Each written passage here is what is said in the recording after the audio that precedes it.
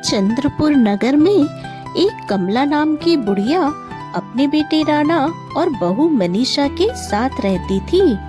कमला भगवान शिव की अनन्य भक्त थी। दिन रात भगवान शिव की पूजा आराधना में लगी रहती थी। उसका बेटा राणा खेती करता, फसल ठीक ठाक होती थी, लेकिन माँ के पास हमेशा गरीबी का रोना रोता रहता था। वह फटी साड़ी को भी सिलाई करके पहन लिया करती थी, लेकिन कभी बेटे बहू से कोई शिकायत नहीं की। उसकी बहू मनीषा सास को देखना नहीं चाहती थी, ना तो ठीक से खाना देती, ना पहनने को कपड़े। कमला शिव की आरती करते हुए गाती, ओम जय शिव ओंकारा, प्रभु जय शिव ओंकारा। और आरती खत्म होने के बाद कमला राणा से बोली, बेटे तुम काम पर जा रहे हो, यह प्रसाद लो, शिव जी की कृपा तुम्हारे ऊपर बनी रहे। तभी उसकी बहू ने कहा, हाँ, ऐसे दिन भर पूजा पाठ करते रहने से ही अगर सब काम बन जाए तो फिर सब पूजा ही करते रहे। आपके पास तो कोई काम धाम है नहीं सिवाय शिव जी की पूजा के, फिर भी आपके शिव जी तो कुछ करते नहीं, आप बैठे बैठे पलंग तोड़ती हो।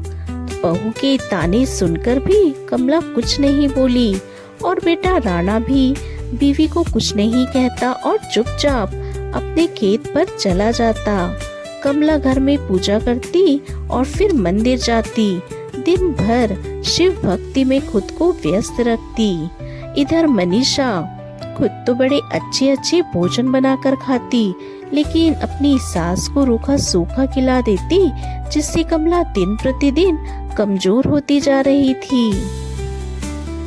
एक दिन मनीषा कमला से बोली, माँ जी खाली पूजा ही करेंगी, कभी कभार थोड़ा बहुत घर के काम भी कर लिया कीजिए। दिन भर मैं अकेली सारा काम करके थक जाती हूँ और आप सिर्फ खाती हैं और पूजा में लीन रहती हैं। ठीक है बहू, लाओ मैं झाड़ू लगा देती हूँ। हाँ, सिर्फ झाड़ू लगाने से नहीं होगा, थोड़े बहुत बर्तन है उसे भी जरा धो देना। ठीक है बहू। कमला रोज सुबह उठकर झाड़ू लगाती और दोनों पहर के बर्तन भी धोती और बाकी सारा समय पूजा में लगी रहती। एक बार कमला ने अपने बेटे से कहा, बेटे कल से सावन शुरू हो रहा है, मैं इस महीने में भगवान शिव की विशेष पूजा करना चाहती हूँ। अगर हो सके तो मेरी कुछ मदद कर दे, ताकि मैं शिव जी को भोग लगाने के लिए प्रसाद की व्यवस्था कर सकूं। फिर राणा ने कहा, पर उसकी क्या जरूरत है, तुम रोज तो शिव जी की पूजा करती हो, सावन में विशेष पूजा करने की क्या जरूरत है।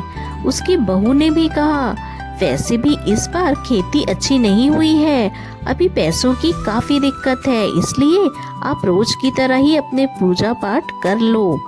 अब कमला कुछ नहीं बोल पाती और चुपचाप वहाँ से बाहर चली जाती है। अब मनीषा को अपनी सास और भी ज्यादा बोझ लगने लगी थी। इधर भगवान शिव अपने ध्यान में लीन है। तभी माता पार्वती ने कहा, प्रभु कमला आपकी अनन्य भक्त है, इसको इतनी तकलीफ में आप उसके लिए कुछ करते क्यों नहीं। मुझसे अब उसका दुख और नहीं देखा जाता। तब शिव जी ने कहा, इंसान को अपने पिछले जन्मों के कर्म हर हाल में भोगने पड़ते ही हैं। कमला के साथ भी वही हो रहा है, लेकिन अब उसकी सारी तकलीफें जल्द ही खत्म हो जाएंगी।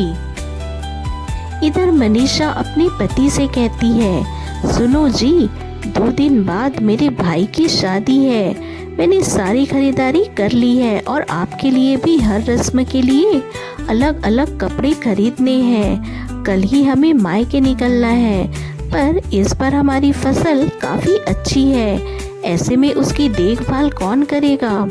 तुम ठीक कह रही हो, ऐसा करो तुम चली जाओ और मैं यहीं रह जाता हूँ। अरे आप ये कैसी बातें कर रही हैं, आप नहीं जाएंगे तो लोग क्या कहेंगे। मैं क्या कहती हूँ कि माँ जी तो वैसे भी कुछ करती नहीं है, खेत में ही बने झोपड़े में रहने के लिए दो और उनकी शिव जी की मूर्ति भी वहीं दे दो, वहाँ पर रहकर वो शिव की भक्ति भी कर लेंगे, अपना भोजन पकाकर खा भी लेंगी और खेतों की देखभाल भी कर लेंगी। तुम ठीक कह रही हो। और दूसरे दिन कमला को लेकर राणा खेत पर चला जाता है और वहीं पर सारी व्यवस्था कर देता है और अपने ससुराल चला जाता है। इधर कमला जैसे तैसे अपना दिन गुजारने लगती है और शिव भक्ति में और ज्यादा लीन हो गई।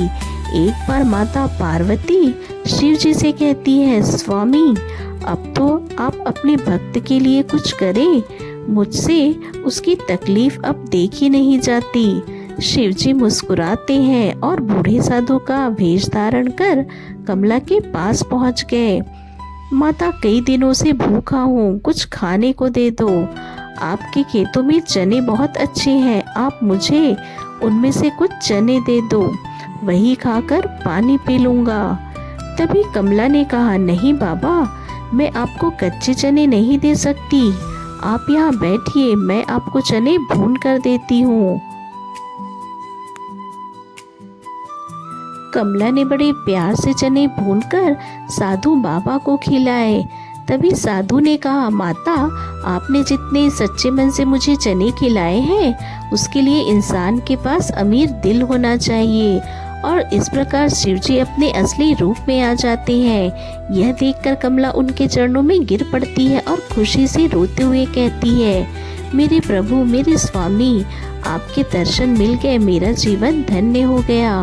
प्रभु, मेरा जीवन धन्य हो गया। भगवान शिव ने कहा, मैं तुम्हारी भक्ति से काफी प्रसन्न हूँ, मांगो, मुझसे क्या मांगना चाहती हो। प्रभु, आप अपना एक मंदिर यहाँ बना दे। भगवान शिव तभी वहाँ पर एक खूबसूरत मंदिर का निर्माण कर देते हैं और अंतर ध्यान हो जाते हैं। यह खबर पूरे गांव में फैल जाती है।